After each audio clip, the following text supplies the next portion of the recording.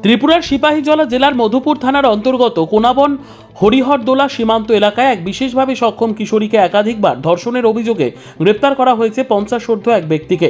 অভিযুক্তের নাম চন্দন সরকার। এই ঘটনাকে কেন্দ্র করে এলাকায় তীব্র চাঞ্চল্য ও ক্ষোভের সৃষ্টি হয়েছে। অভিযোগ, ওই কিশোরীকে বিভিন্ন প্রলোভন দেখিয়ে দীর্ঘদিন ধরে ধর্ষণ করে আসছিল চন্দন সরকার। গত দুদিন আগেও সে একই কাণ্ড ঘটায়, কিন্তু শেষ রক্ষা হয়নি। কিশোরীর বাবার হাতে নাতে ধরা পড়ে যায় অভিযুক্ত। ঘটনাটি জানাজানি হওয়ার পর থেকেই স্থানীয় শাসক দলের নাম ভাঙিয়ে এক শ্রেণীর চুনোপুটি নেতা বিষয়টি ধামাচাপা দেওয়ার মরিয়া চেষ্টা চালায় বলে অভিযোগ। এমনকি নির্যাতিতার পরিবারকে মুখ বন্ধ রাখার জন্য ভয় দেখানো হয়। অভিযোগ রয়েছে, স্থানীয় এক মণ্ডল সদস্যের উপস্থিতিতে গোপনে মীমাংসা সভা বসিয়ে কিশোরীর পরিবারকে মাত্র 10,000 টাকা দিয়ে বিষয়টি মিটিয়ে ফেলার প্রস্তাব দেওয়া হয়েছিল। মঙ্গলবার সকালে এই ন্যাক্কারজনক ঘটনার খবর রাজ্য পুলিশের মহানির্দেশকের দপ্তরে পৌঁছয়। ডিজিপি সাথে সাথে সিপাহীজলার পুলিশ সুপার বিজয় দেববর্মাকে কঠোর ব্যবস্থা নেওয়ার নির্দেশ দেন। এরপরই মঙ্গলবার দুপুরে সিপাহীজলা জেলার অতিরিক্ত পুলিশ সুপার মধুপুর থানার ওসি, বিশালগড় মহিলা থানার পুলিশ এবং টিএসআর বাহিনী বিশাল পুলিশ বহর নিয়ে হরিহরদোলা বাজারে হানা দেয়। পুলিশের উপস্থিতি টের পেয়ে চন্দন সরকার পালানোর চেষ্টা করে একটি ডোবায় ঝাঁপ দেয়। শেষ পর্যন্ত পুলিশ তাকে সেখান থেকে টেনে হিঁচড়ে আটক করে থানায় নিয়ে যায়। ঘটনার খবর পেয়ে বিশালগড়ের ডিসি এবং চাইল্ড লাইনের কর্মীরা দ্রুত ঘটনাস্থলে পৌঁছয়। নির্যাতিতা কিশোরী ও তার মাকে আইনি সহায়তার জন্য চাইল্ড লাইন অফিসে নিয়ে আসা হয়েছে। অতিরিক্ত পুলিশ সুপার জানিয়েছেন, অভিযুক্তের বিরুদ্ধে ধর্ষণের মামলা নথিভুক্ত করে তদন্ত শুরু হয়েছে। স্থানীয়দের দাবি, চন্দন সরকার এলাকায় একজন কুখ্যাত পাচারকারী হিসেবে পরিচিত।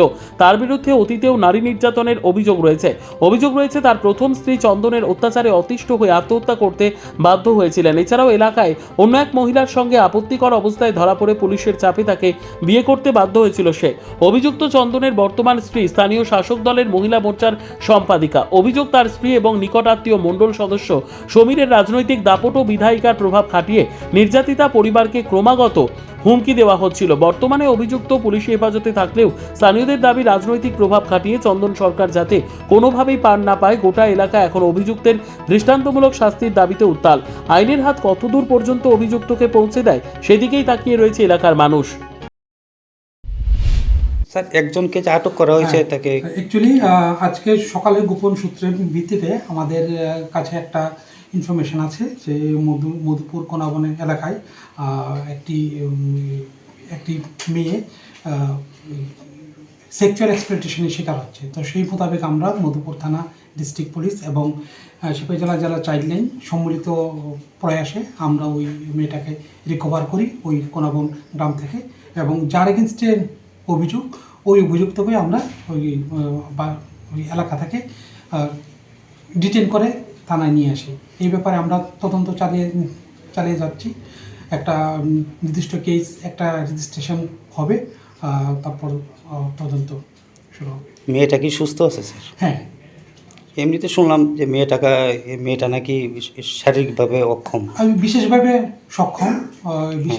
সক্ষম ও সেই জন্য এটাকে আরও গুরুত্ব দিয়ে আমরা এটাকে রিকভার করেছি। এখন ও চাইল্ড লাইনের ইয়েতে আছে। যাকে আটক করেছেন তার বাড়ি কোন জায়গায় স্যার? ওইখানে ওই গ্রামে কোনো। নিজস্ব প্রতিনিধির রিপোর্ট, দুরন্ত টিভি।